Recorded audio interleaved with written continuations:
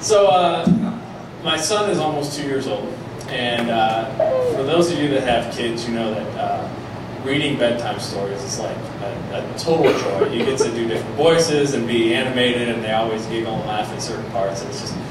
It's a lot of fun, and we've got some fun books for him. But you know, looking through, there's a couple books that kind of suck. So I thought, you know, I can write a better book than that, right? So I put together this book. It's called Paul the Purple Duck. And I thought, you know, no better way than to share it with the fruit train crowd first. See what you guys think, and you know, maybe you that are parents out there might want to pick up a copy. I'll have some in the back afterwards if you think it's good. So this is Paul the Purple Duck. Paul was a duck, but his color was purple. He wasn't yellow or green or brown like Urkel. The ducks of the pond would tease poor Paul.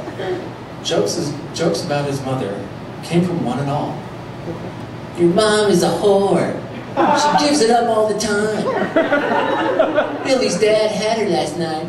So did mine. Yeah. She had sex with a rooster, a pig, and a goat. You're purple because she banged 6 dogs on a boat. Yeah.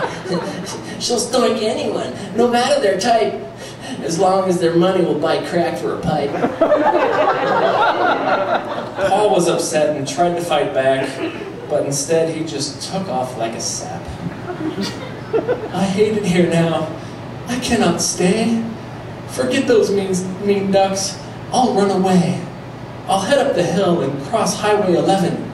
The pond on the other side is said to be heaven. Paul packed up his things and climbed up the hill. He mumbled about mean ducks through his bill. He reached the road, looked left, and looked right. Today there wasn't a car in sight.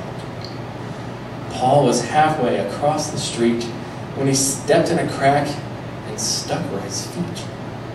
Paul wiggled and shook and flapped all about, but simply couldn't get his webbed feet out. Now usually traffic was light on that road, but today along came a truck with a load. Paul was wide-eyed, standing there still, and with a large splat, he was nearly roadkill.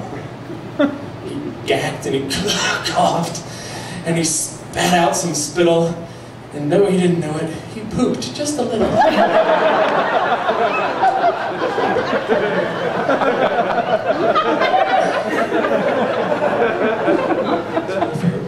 Above on a wire were 2 crows of black.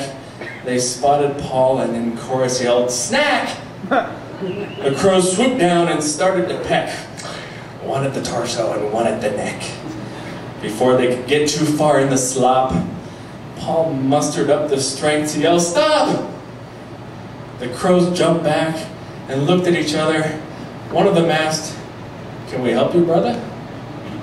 Paul tried to explain that he was running away, and this road never had traffic except for today. He told the story about how he was teased, that the other ducks made fun of him, and he just wanted to flee. So he went up the hill, and he got to the street, then got hit by the truck when he caught his feet. The crows offered to go fetch Paul's mother, but he told them that they shouldn't bother. One crow said, "Wait, is her name Francine?" Because I already know her, if you know what I mean. The other crow smacked him and said, "That isn't nice. But I had her too. Not bad for the price. But we need to do something about this hurt duck. I mean, the poor dude was just hit by a truck." Crow 1 said, "But I'm hungry and he's nearly dead. Let's just get this over with." That's what she said. This all made sense to hungry crow number 2. He said to Paul, "Dude, we're gonna eat you. But before we do, there's just one thing. Why were you walking? Because you've got wings." Paul gasped his last breath, and with a final twitch, he said, "Oh yeah, I can fly. Son of a bitch!" The end.